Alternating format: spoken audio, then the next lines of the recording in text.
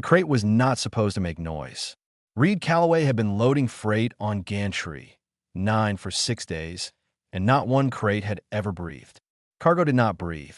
Sealed containers did not pull quiet breaths like something trying hard not to be heard. He stopped walking. The depot was loud. Lifters hummed. Workers shouted. Steam vented from pipes that never got fixed because nothing on gantry 9 ever got fixed.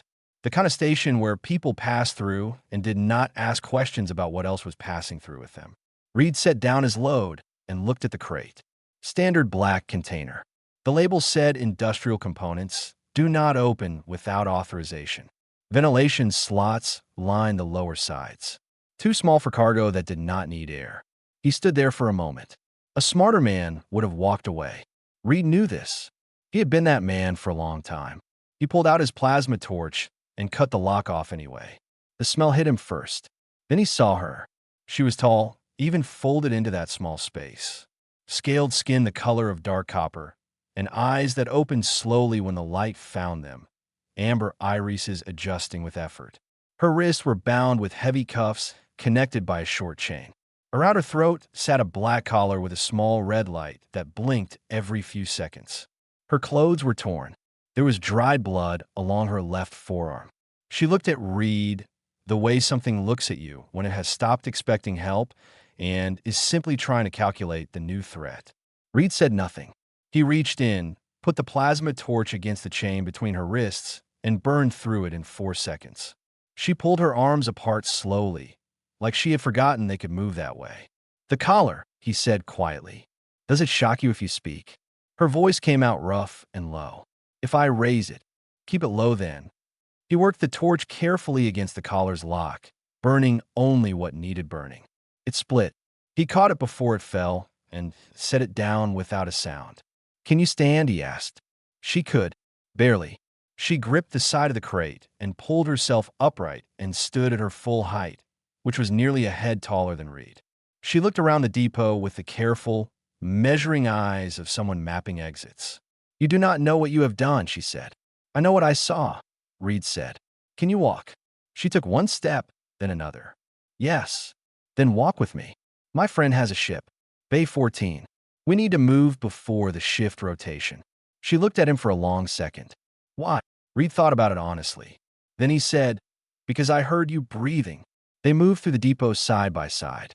Reed kept his pace even, nothing rushed, the way he had learned to move in places where nervous movement got you noticed.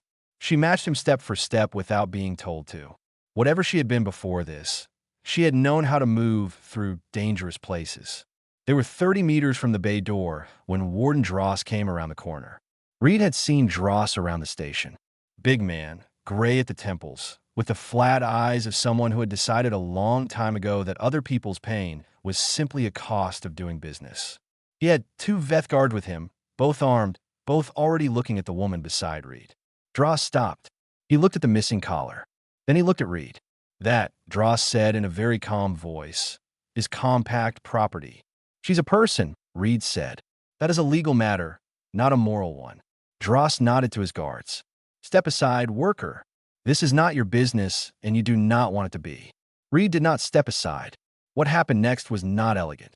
One guard moved left, one moved right, and Dross stepped back to let them work. Reed threw the first guard's aim wide and used the plasma torch on the second one's weapon hand. Not to burn, just the heat of it near the skin, enough to make him drop. The first guard recovered and hit Reed hard across the shoulder. Reed went down on one knee. Then the first guard made the mistake of turning toward the woman. She moved like something that had been held very still for a very long time and had finally decided it was done with that. 2 seconds, and the guard was on the ground, and she was standing over him breathing hard, amber eyes bright. Dross pulled his comrade, was already up. "Run." They ran. Breck had the shuttle warm in Bay 14. Bless him, because Breck had a talent for sensing when his old friend was about to do something that required a fast departure. The bay door was barely sealed behind them before they were moving. Reed sat down on the cargo floor and let out a slow breath. Across from him, the woman sat with her back against the wall. Her freed wrists rested on her knees.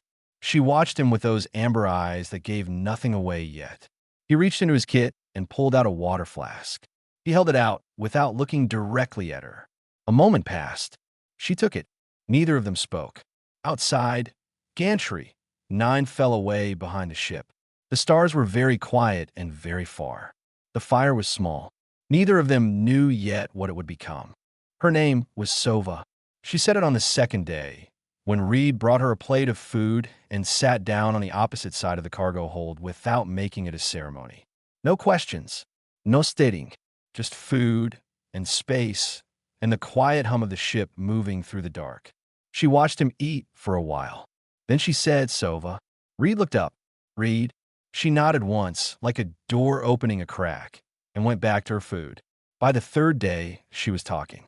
Not warmly, not easily, but with the flat precision of someone who understood that information was now necessary for survival, and Reed had proven himself worth the minimum level of trust. She told him about the Veth Compact. It was not a gang, she said. It was an economy. It owned contracts, movement routes, holding facilities, and silence. It had been operating in the outer sectors for 40 years. The galactic authorities knew. Most of them had signed agreements with compact-connected merchants. It was easier to look at the trade benefits and not look too closely at the structure underneath. Sova had been a courier before they took her. Fast ship, clean record, good routes. The compact had flagged her cargo license on a technicality, seized her vessel, and placed her under a registered labor contract. All legal, all filed with the proper bureaus. Under galactic commercial law, she was listed as property in transit. The collar had been standard issue. Reed listened to all of it without speaking. When she was done, he was quiet for a moment. Then he asked, "Is there a way to cancel the contract?" Sova looked at him like he had asked if the stars could be turned off. The contracting body has to agree to release, or the contract holder has to be removed. Remove how? Arrested. Deceased. She paused. Neither is simple. Breck leaned back from the pilot's seat at the front of the hold. He had been listening, as Breck always listened, with the expression of a man calculating how much trouble the next few days were going to cost him. "We could drop her somewhere quiet," he offered. "Somewhere off the compact's regular routes." Sova shook her head. "It does not matter where I go. The contract mark follows me. Any Drahari community will see the collar scar and the registration on my identity file. They will not shelter someone who is still listed as compact property. It brings attention they cannot afford." The ship was quiet for a moment. Reed said, "Then we find who holds the contract and we make them let it go." Sova stared at him. "You are one man with a cargo torch." "I know. The Veth Compact has facilities in 31 systems." "I know. They will have filed a recovery order for me already.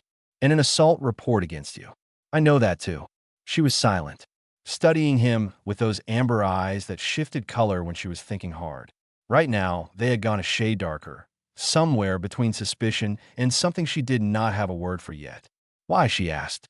It was the same question she had asked in the depot. She seemed to feel she had not yet received a satisfying answer. Reed thought about it the same way he had the first time. "Honestly, because the problem is still in front of me," he said. "I do not walk away from problems that are still in front of me."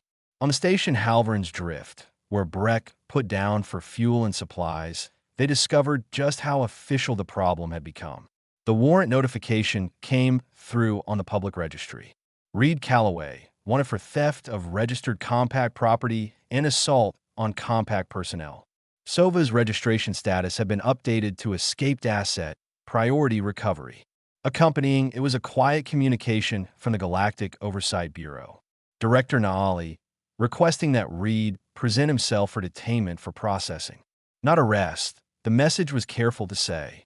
Simply processing. A legal matter. Reed read it twice. Then he set the comm down. Breck read it over his shoulder and made a sound low in his throat. "The Bureau." "Reed, that is not the compact. That is the actual law." "I know. They're going to want her back." "I know. And they're going to want to charge you." "Probably." Breck rubbed his face with both hands. "So what is the plan?" Reed looked across the hold at Sova, who had read the notice on her own screen and was now sitting very still, the way she had been sitting in the crate when he first found her. Not panicked, just very still. like she had been through enough disappointments to know that stillness was safer than hope. He walked over and crouched down so he was at eye level with her. "The warrant does not change anything," he said. She looked at him. "It changes a great deal. It changes the paperwork, not the direction." He held her gaze. "I said I was going to fix this. I'm going to fix this." A long silence. Then Sova said, very quietly, "I am coming with you." Reed nodded and stood up. Behind them, Breck let out a long breath and turned back to the navigation panel. He entered the coordinates for the compact's nearest contract registry station without being asked. He did not look happy about it. He went anyway. The asteroid Dura-6 did not appear on any public navigation chart. That was Reed had come to understand how the Veth compact preferred its facilities. Not hidden well enough to be impossible to find, just hidden well enough that anyone looking could later claim they had not known where to look. Sova knew. She had passed through Dura-6 twice during her courier days, delivering sealed packages that she had not asked about. She remembered the approach vectors and the guard rotation and the layout of the holding levels. She shared all of it on the shuttle ride in, her voice flat and precise, the way someone speaks when they are turning pain into something useful. Breck set the shuttle down in a maintenance bay on the asteroid's far side, posing as a repair crew. The credentials were not perfect, but on a facility like Dura-6, the staff generally did not look too hard at the maintenance bay, because the maintenance bay was dull, and the dull parts of a facility were where people got lazy. Reed and Sova went in through a service corridor. The plan was simple. Find the contract registry room. Burn the records. Get out. Simple plans, Reed had found, rarely stayed simple. The registry room was on the second level, exactly where Sova said it would be. Reed burned through the lock in under a minute, and they slipped inside. The room was full of terminals and data drives, contracts filed neatly by species and category. Thousands of them. Every name a person who had been turned into a line of text in someone's ledger. Reed started pulling drives and burning them. Sova worked beside him, her movements quick and certain, the anger in her quiet but very present. Then she stopped. "Reed." He looked up. She was standing at a second door, the one that led deeper into the facility. It was not locked. It had never needed to be locked, because what was behind it was not supposed to exist. He crossed the room and looked through. A holding floor. Not large. 12 cells, maybe 15. In them, beings from 7 different species sat, or lay, or stood. Drahari, Orini, 2 species Reed did not recognize. Some were chained. Some simply had nowhere to go. Reed stood there for a long moment. Sova said nothing. She did not need to. He burned every lock on every cell on that floor. It took 11 minutes. Nobody stopped him because Sova stood at the corridor entrance and made sure nobody got close enough to try. The prisoners came out slowly. Some were too weak to walk fast. The young Drahari in the last cell, barely more than a child, looked at Sova and said something in their language that Reed did not understand. Sova answered in a voice that was harder than he had heard from her. The child gripped her hand and did not let go. That was when Warden Dross walked in. He had 2 guards and a weapon aimed at the young Drahari, and the expression of a man who had learned a long time ago that leverage was cleaner than force. "I gave you a chance on Gantry 9, Dross said, his eyes on Reed. "Step aside. I will let the others go. I only need her." He gestured at Sova. "She is a registered asset. There are legal consequences to what you are doing." Reed looked at the weapon, then at the child, then at Sova, who had gone very still, her eyes a deep, cold amber. "I've heard your legal argument," Reed said. "I don't find it convincing." Dross fired a warning shot into the ceiling. "I'm not arguing with you. I'm telling you how this ends." Reed took a step forward. Dross blinked. "I will shoot." Reed took another step. Not fast, not threatening, just steady, the way he moved when he had already made a decision and was simply walking toward it. The guards raised their weapons. "You can shoot me," Reed said, still walking. "Or you can run. One of those has a better outcome for you." The first guard fired. Reed moved left, caught the guard's arm, and redirected. The second guard swung at him and connected, and Reed took the hit and kept moving. Dross backed away and raised his own weapon, And that was when Sova released the child's hand and stepped around Reed in one smooth motion and hit Dross hard enough to put him against the wall and keep him there. The guards ran. Dross slid down the wall, dazed. He looked up at Reed with something that was not quite fear, not quite understanding. "You cannot take on the whole compact," he said. "I'm just fixing what's in front of me," Reed said. They moved all the freed prisoners to the shuttle. Breck had to rearrange the entire cargo hold and complain loudly for 3 minutes before accepting that there was simply no other way to fit everyone. He drove them out of the maintenance bay before any organized response came. In the hold, crowded and warm, the young Drahari pressed against Sova's side and slept. Sova sat with her back straight and her eyes open. Reed sat across from her. After a while, he became aware that she was looking at him differently than she had before. Not with suspicion, not with calculation. He did not say anything. He did not make it a moment. But he noticed. Somewhere in the outer networks, a shipping clerk on a way station received a garbled message about a human with a plasma torch who had walked into a compact holding facility and walked out with everyone inside. The clerk sent it to a friend. The friend sent it to 3 others. It was a small story. Not important yet. It was spreading. The Drahari Refuge Outpost sat on a cold moon with no official name. Only a coordinate string that the community had shared through quiet channels for 3 generations. It was not on any map that the Veth Compact owned, which was precisely why Sova had directed Breck to land there. The outpost received them with caution. Drahari elders came to the landing pad with careful eyes, looking at the battered shuttle, the crowd of freed prisoners inside, and the 2 humans who had apparently caused all of this. The elder who spoke first looked at Sova's throat, where the collar scar was still red and visible, and said something in Drahari that made Sova's jaw tighten. Then the elder said it again, softer, reached out and placed a hand on Sova's shoulder. And Sova, who had not lowered her guard in front of anyone for as long as Reed had known her, looked away for a moment and breathed out slowly. She was welcomed back. The freed prisoners were taken in, cared for, given food and rest, and the privacy of people who were finally allowed to stop being afraid. The young Drahari child from Durasix ran to join the other children in the outpost with a speed that suggested she had already decided the worst was behind her. Reed sat on the steps of the landing pad and watched all of this. Breck appeared beside him with 2 cups of something hot and handed one over without ceremony. "We're going to keep going, aren't we?" Breck said. Not a question. "Yes." Breck drank. "How far?"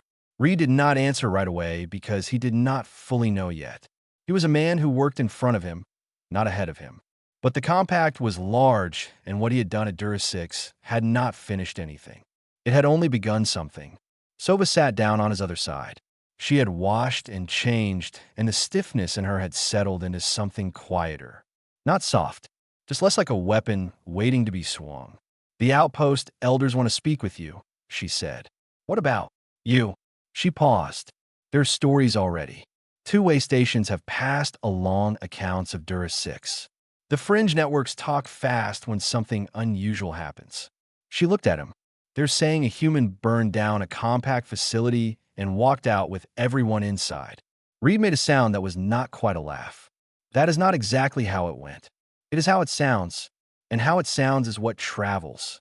She was quiet for a moment. "The elders want to know if you're going to keep going. Because if you are, there are people who want to help.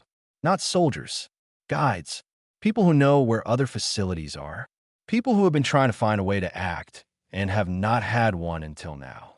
Reed looked at his cup, then at the outpost, where lights were coming on in the evening dark as people settled in and the sounds of a place that was finally safe drifted out across the landing pad. "I did not plan for this to become a movement," he said. "I know," Sova said. "That may be why it is becoming one." Director Naali arrived the next morning. Her bureau cutter set down on the far side of the landing pad with a precision that made Breck's landing look like an accident. She stepped out alone, which Reed noted as either very confident or very respectful. She was tall, 6-limbed, her Orini features composed in the careful, neutral expression of someone who had spent many years in rooms where the wrong face could end a negotiation. She looked at Reed for a moment. Then she said, "You have caused a significant amount of difficulty. Yes, Reed said. 3 commercial agreements are under review. The Bureau has received formal complaints from compact-connected merchant groups in 2 sectors. My office has been fielding communications for 4 days. I imagine so. Nolly was quiet. Then she said, what you did at Dura 6 was morally correct. I want to be clear that I understand that. The Compact's labor registry practices have been a concern for years. A pause. However, there are systems. There are processes. There are treaties that took decades to build that are now destabilized because one man with a cargo tool decided to act alone. How many people were in compact chains while those treaties held? Reed asked. Nolly had no clean answer. He could see her reaching for one and not finding it. The warrants are still active, she said finally. I cannot simply remove them. I know. If you continue, the situation will escalate. The Compact will send something worse than Dross. I know that too. She studied him. Then why continue? Reed looked at her steadily. Because the problem is still there. And now I know where parts of it are. He paused. You can help me do this cleanly. Or you can stay out of my way. Either works. But I am not going to stop. Nolly stood very still for a long moment. Then she turned to her aide and said, in a low voice, pull everything we have on the Compact's leadership structure. Senior files. All of it. She did not look at Reed when she said it. But she did not leave either. Nobody knew what the auditor looked like.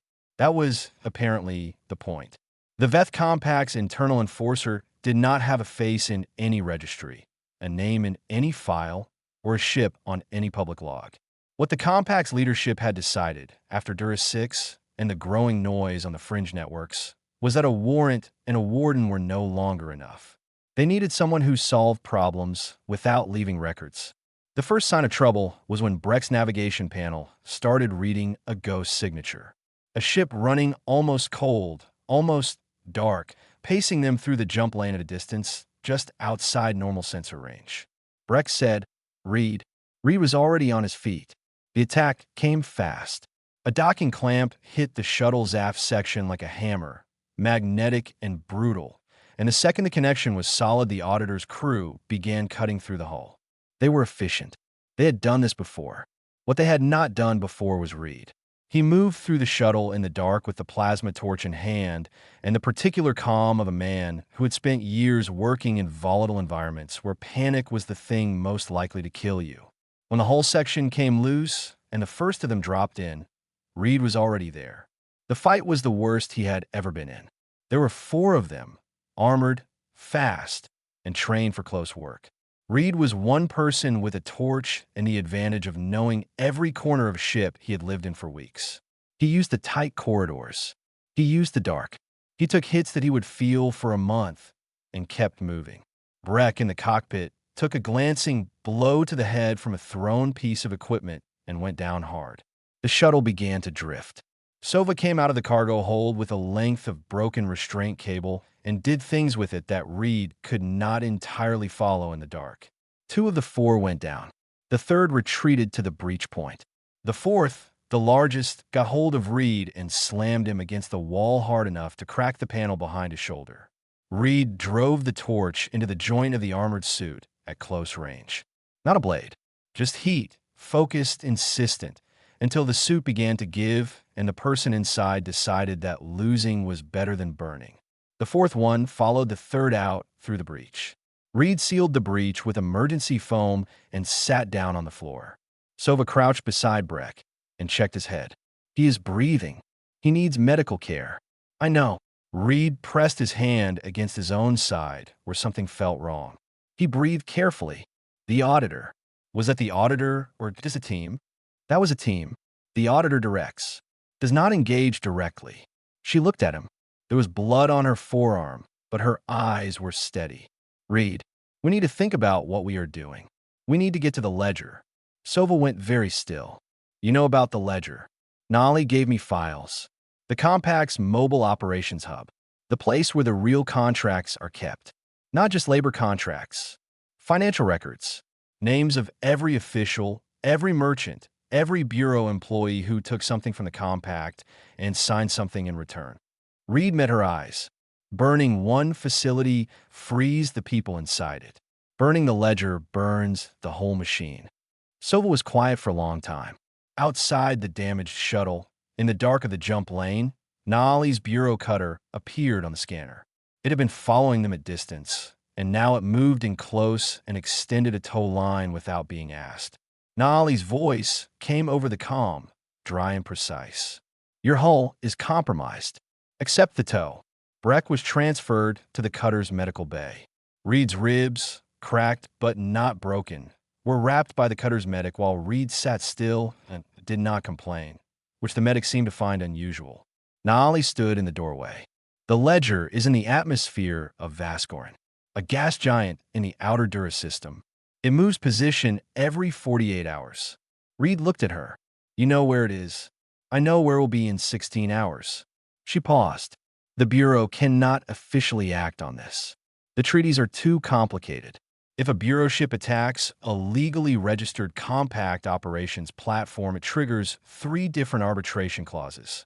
Another pause, longer. However, if a private individual were to access the ledger and release its records publicly before any enforcement action took place, the arbitration clauses would not apply, because it would not be an enforcement action. Reed considered this. You want me to go in first? I want you to do what you were going to do anyway, Naali said. I'm simply telling you where to go. Sova stepped into the doorway behind Naali. She looked at Reed. The amber of her eyes was steady and clear and certain. She had heard all of it. I said once that you were one man with a cargo torch, she said. I was wrong about the one-man part. She stepped fully into the room. I'm going with you. Naali moved aside without comment. Reed stood up from the medical bench, carefully testing his ribs. Then he picked up the plasma torch from the tray beside him and held it for a moment, feeling its weight. 16 hours to the ledger. He had work to do. The ledger smelled like recycled air and old money. Reed had expected a military installation. Armed corridors, hardened defenses, the kind of place that knew it was a target and had built itself accordingly. What he found instead was something closer to a counting house.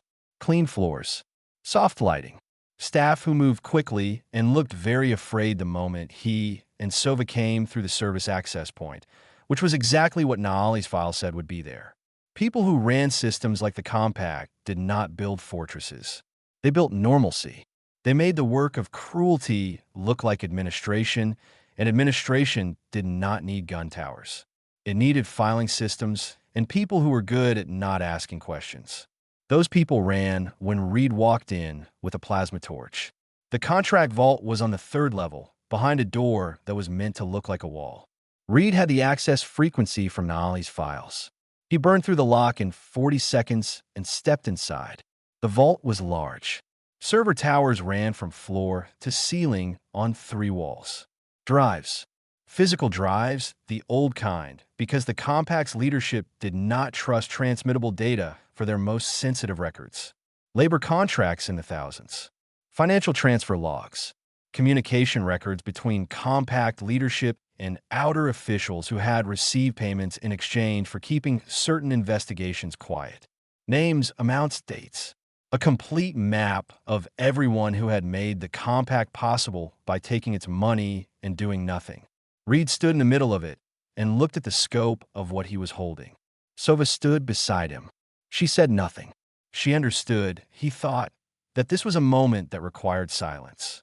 He pulled the data relay from his kit, the one Naali had given him, with a precise explanation of exactly how it worked and a careful statement that she was not involved in whatever he chose to do with it.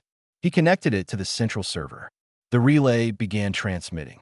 Every record in the vault, sent to 11 independent journalism networks for interspecies rights organizations and the public filing system of the Galactic Oversight Bureau itself. Then Reed set the torch to work.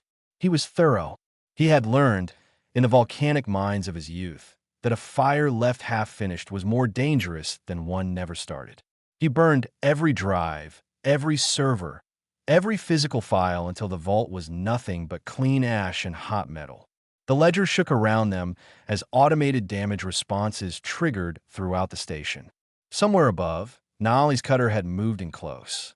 Not to assist, just to be present when the Compact's mobile heart went dark. They left the way they had come in, Outside, in the cold of space, the ledger's running lights flickered and then held. The station did not explode. It simply stopped. A machine with its instructions removed, drifting, waiting for instructions that would never come because the people who gave them were currently being named in 11 simultaneous data releases across the galactic network. Naali met them at the cutter's airlock. She looked past Reed at the damaged ledger and was quiet for a long moment. Then she said, "The warrants are withdrawn. Effective immediately. I have filed the paperwork myself." Reed nodded. 3 senators have already gone silent on their comms. 2 bureau officials have submitted resignations in the last hour. She paused. It will take years to untangle what you have exposed. The institutions involved are significant. The arbitration will be lengthy. She looked at him directly. But it will happen, because now there is no choosing not to see it. Reed said nothing. Naali nodded once, the small, precise nod of someone who has said what they needed to say, and went back to managing what was already becoming the largest institutional disruption in the outer sectors in living memory. Reed found a quiet corner of the cutter's cargo bay and sat down. His ribs ached. His hands were steady. He held the plasma torch in his lap and looked at it for a while. A tool. It had always been just a tool. He had used it in the mines to cut rock. He had used it on Gantry 9 to cut a chain. The difference between those two things had been enough to melt the world. Sova sat down beside him. Not across from him this time. Beside him. "The network that is forming," she said after a while. "The freed people. The ones who are asking about next steps." She paused. "They are not asking for an army.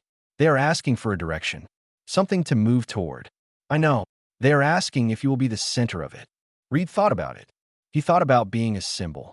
He thought about all the facilities still operating in 31 systems. He thought about the breathing in the crate and how there was more of it out there waiting. Then Breck appeared at the bay entrance, moving carefully with his bandaged head, holding food in both hands. "Ship's repaired enough to fly," he said. "If we're going somewhere." Reed looked at Sova. She looked back. The amber in her eyes was steady and warm and certain. She did not tell him what to decide. She had never done that. He stood up, picked up the torch. "There is always somewhere," he said. Breck handed over the food without ceremony and turned back toward the ship. They followed. Behind them, the ledger drifted dark and quiet in the deep of space.